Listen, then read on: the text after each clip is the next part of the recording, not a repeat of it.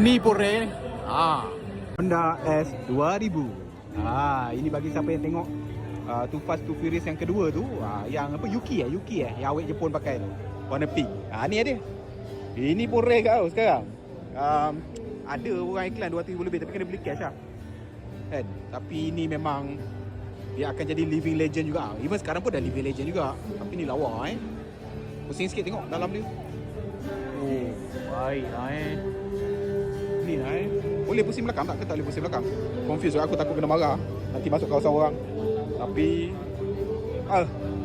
Tapi sebelah dia bonet terangkat baik. Wah, macam ini lah. Oh, dia bukannya macam angle tau. Dia terus tap tegak macam tu.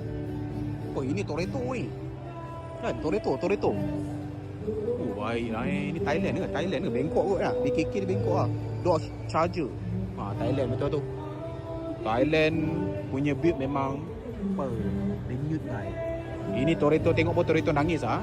Toretto nangis lah. Ini macam kan, tapi tu amat dengan rockage dia, buka bumbung dia.